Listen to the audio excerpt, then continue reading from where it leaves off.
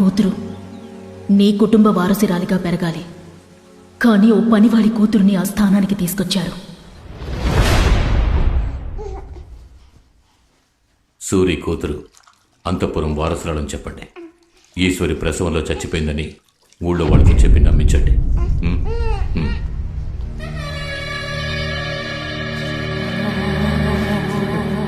తన కాళ్ళకి మట్టి అంటుకుంటేనే నేను చూడలేను. మహారాణిలా చూసుకున్నాను. నా చేతులతో మట్టి ఎలా? తనతో పాటు నన్ను పూర్తి చేయండి రా. మీకు పుట్టిన పసిగుడ్డు యువరాణి. తన కోసమైనా మీరు ధైర్యంగా ఉండాలి. ఆ పిల్ల గురించి మాట్లాడకండి. దానివల్లే నా ఈశ్వరి నాకు దూరం అయిపోయింది. ఈశ్వరి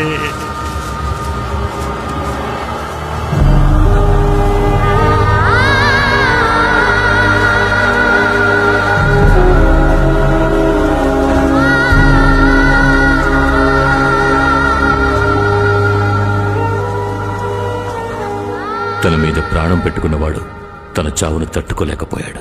తనతో బతకాలన్న వాడి ఆశ అప్పుడు కసిగా మారింది. దాని శవాన్ని పూడ్చేసొచ్చిన రాత్రి ప్రాణప్రేద సూత్రాన్ని చేయడం మొదలుపెట్టాడు. అంటే ఏంటి? అదో మహత్తర పూజ. చనిపోయాక దేహానికి మళ్లీ ప్రాణప్రతిష్ఠ చేసే మహావిద్య. కానీ కొన్ని వందల సంవత్సరాల మునిపే అది ప్రయోగంలో లేదు. అలాంటి విద్య ఈ కాలం మనుషులకెలా తెలుసు? సాధారణ విద్య అది. తొందరపడి సరిగ్గా నేర్చుకోకుండా సగం సగం చేశాడు. ఇప్పుడు సమస్య అదే.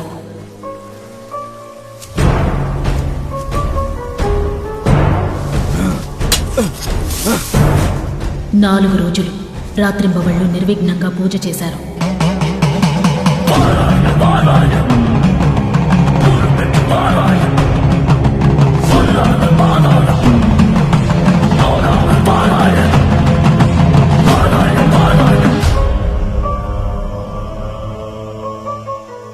ఐదో రోజు ఆయనొచ్చి చూసేసరికి ఈశ్వరి, ఈశ్వరి,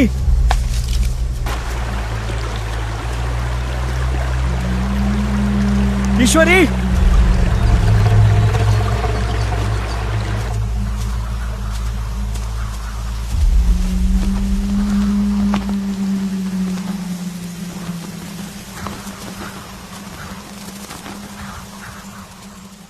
ఈశ్వరి.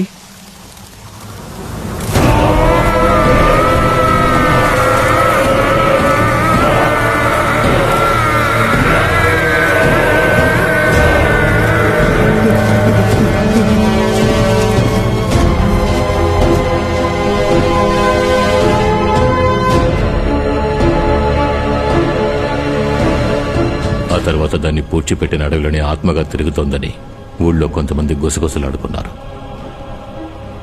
ఒకరోజు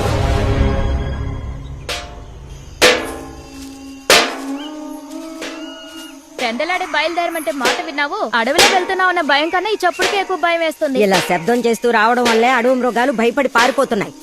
ఈ అడవిలో రాణి దెయ్యంగా తిరుగుతుందని అందరూ అంటున్నారు విశాలమ్మ. అడ్డమైన వాగుళ్ళు దీన్ని నువ్వు వాక్కు. నోరు మూసుకుని రా. అయ్యో, నేను చెప్పేదంతా నిజమే. అకాల మరణం, తలకి దెబ్బ తగిలి చనిపోయారంట. జమీందారే చంపేశారట. అలాంటిదేమీ లేదే. ఇష్టపడి చేసుకున్నవాడు ఎందుకు చంపుతాడు? అది దురదృష్టవంతురాలు. దానికి రాసి పెట్టింది అంతే. అల్పాయుష్తో పోయింది.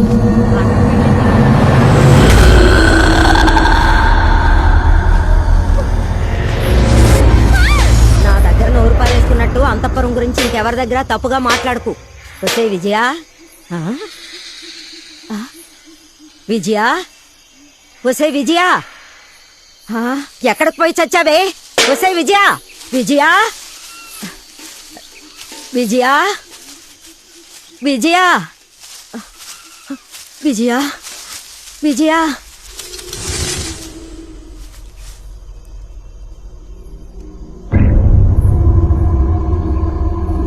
విజయ, ఎవరది?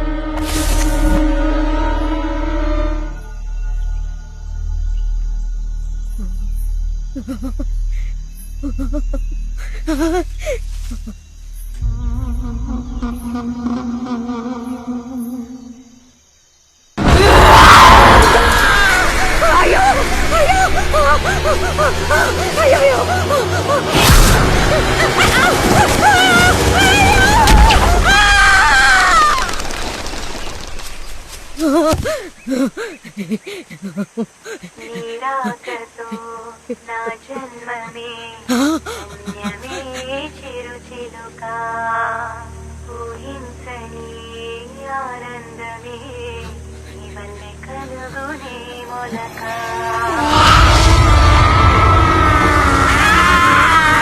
ఏం చూసి భయపడ్డావు విశాలమ్మ?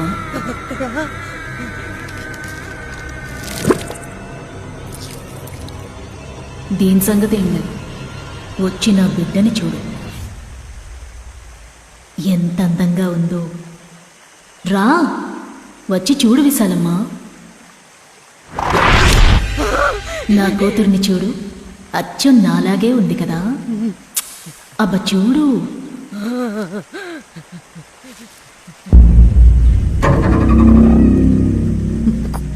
కూతురు లేదే. ఎలా ఉంటుంది? నువ్వే చంపేశావు కదా. లేదు, నేను చంపలేదు. వాళ్ళు అన్నారని అలా చేశాను. వాళ్ళన్నారు సరే, కానీ చంపింది నువ్వేగా.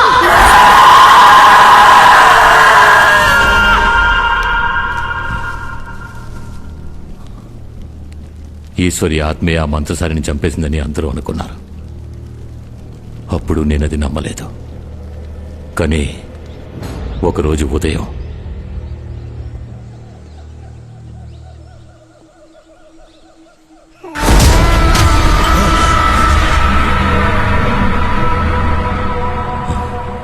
నేనే దాన్ని నా కళ్ళారా చూశాను. అంతఃపురం వరకు వచ్చిన దానికి నా ప్రాణాలు తీయడానికి ఎంతోసేపు పట్టదని భయపడి స్వామీజీతో విషయం చెప్పాను. ఎంత పని చేసావురా? ప్రేతాన్ని అటు ఇటు కాకుండా లేపావు కదరా. రేపేదైనా జరగడం జరిగితే పూజా కారణం అని దుమ్మెత్తి పోస్తారా? నేను కొట్టి చంపేస్తారా? స్వామి ఆపండి, ఆపండి. కొంచెం ఓపిక పట్టండి, వీడిని వదిలేయండి. దాన్ని ఏం చేద్దామో చెప్పండి. మనం వేస్ట్ చేసే ఒక్కో నిమిషము భయం వేస్తోంది.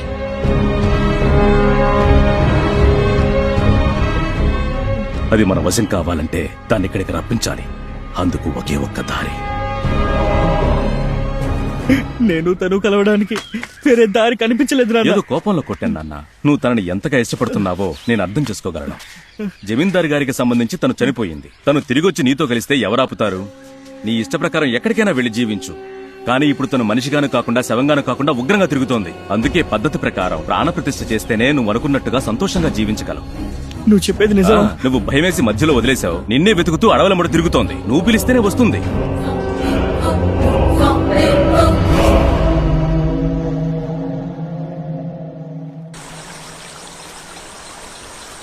ఈశ్వరి, ఈశ్వరి,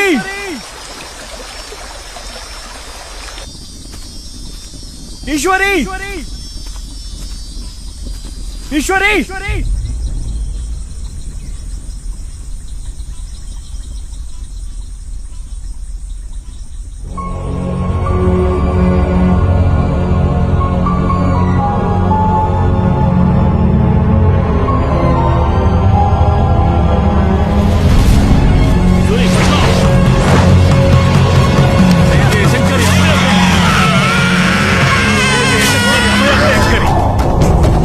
చుట్టూ చీర ఎత్తుకో. ఈ కాగన పట్టుకోండి. కానీ జాగ్రత్త. దీన్ని ఎక్కడికి తీసుకెళ్తున్నారు? అయ్యా ఆగండి, అయ్యా నాకు అప్పగించండి. నేను మిమ్మల్ని నమ్మే కదా వచ్చాను.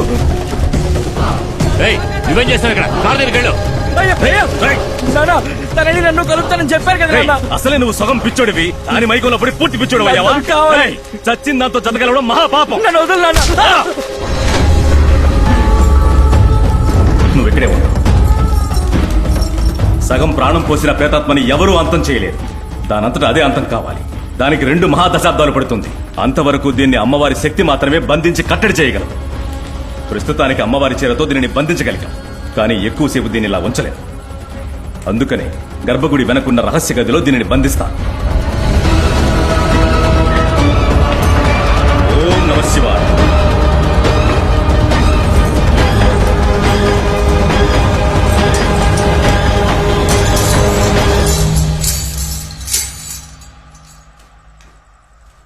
ఏమండి నన్ను వదిలేయండి.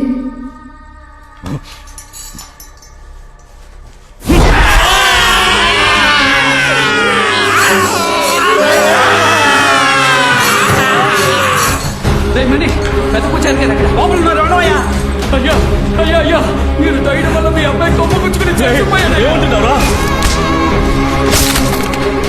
అయ్యయ్యో, చచ్చిపోయాడయ్యా. రండి.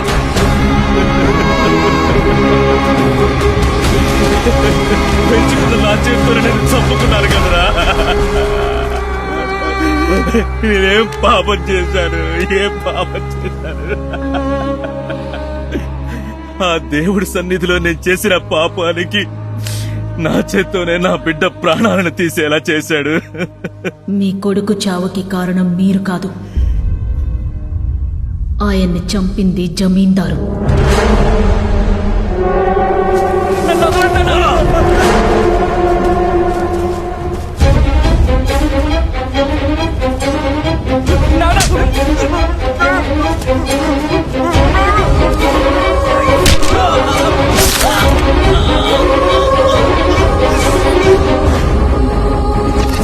నేనేం పాపం చేశాను, ఏం పాపం చేశాను?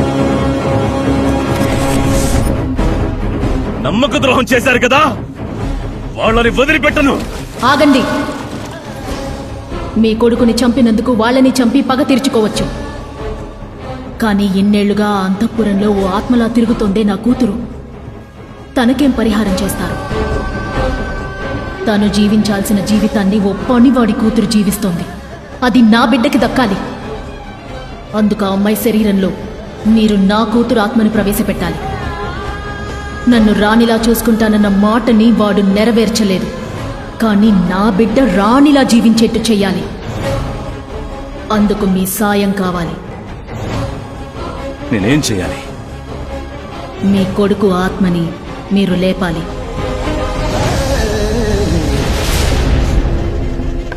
అయ్యా, లోపలికి రండి. ఆ అమ్మాయి పేరేంటని చెప్పారు రవి? జ్యోతి.